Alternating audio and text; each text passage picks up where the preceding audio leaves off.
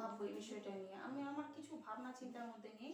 যে ডিপার্টমেন্টাল একটা তদন্তের ক্ষেত্রে ওনাকে ডেকেছে, এটাই আমি জানি। যা জিজ্ঞেস করবে ওনাকে জিজ্ঞেস করবে, যেটা সত্য সেটাই বলবে। আর কি বলবো আমি? আমি এই ব্যাপারে সেরকম কিছু বিশেষ ভাবছি না, বুঝতে পারলেন? আমি কিভাবে দেখবো, কিভাবে দেখবো? এটা একটা ন্যাচারাল ভাবেই দেখবো। এটা ন্যাচারাল যেরকম তদন্ত হয় সেভাবেই আমি দেখছি।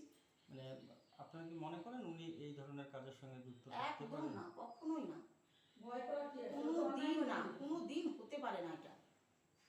কোনো অন্যায় করেনি আমার ভাই। উনি 100 কতদিন টাকা আমার আন্দাজ কলকাতাতে দিতে আছেন? মানে পারবে না, কলকাতাতেই ছিলেন পোস্টিং ওনার? হ্যাঁ, উনি তো কলকাতা পুলিশে, কলকাতাতেই পোস্টিং। কোনো সংগঠন বা রাজনীতির সঙ্গে কখনো কোনো যুক্ত ছিল? মানে আপনারা দেখেছেন কখনো? আমি দেখুন এখানে আমি এটা সেটা বলতে পারবো না। দেখুন উনি তো এখন কলকাতাতেই থাকেন না, আমার এখানে একটা বাড়ি, আমি কি করে বলবো বলুন? আমি এত বিষয়ে মানে গভীরে ঢুকি না, এবার ডিটেলস বলতে পারবো না। মানে কলকাতাতেই উনি থাকেন, আমি এটা বলতে পারবো না ডিপার্টমেন্টাল ব্যাপারগুলো। মানে আপনারা কি বিষয়টা নিয়ে চিন্তিত?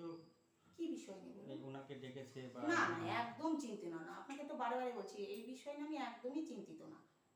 কারণ মেয়েটা শাস্তি পাক। কারণ তো কি? যে কারণ বলেছে, বলুন তো, একটা বাবার ন্যাচারাল পক্ষে- যেভাবে তদন্ত হয় আমি এই বিষয়টাকে সেভাবে দেখছি। যে বাবার তদন্তের পক্ষে স্বার্থে সত্যিটা দেখেছে বলতে কেউ আসবে কি? এইভাবে দেখছি আমি, বুঝতে পারলেন? ঘটনার পরে ফোনের সাথে আপনার সাথে কোনো কথা হয়েছে এই ব্যাপার নিয়ে ওনার? না, আমার সঙ্গে এই ব্যাপার নিয়ে ওনার সঙ্গে কোনো কথা হয়নি। মানে কিছু বলেনি বা কোনো কিছু ইয়ে নেই যে এরকম ঘটনা, এই যে খুনি যাকে সন্দেহ করা হচ্ছে সঞ্জয় বলে, তার সাথে ওনার বন্ধুত্ব বা কোনো কিছু সেই না না, সম্পর্ক আমি নেই? এরকম সঞ্জয়কে আমি কোনো রকম আমি চিনিও না এবং শুনিও নি ওনার মুখ থেকে নাম, এসব আমি বলতে পারবো না। আপনার নাম?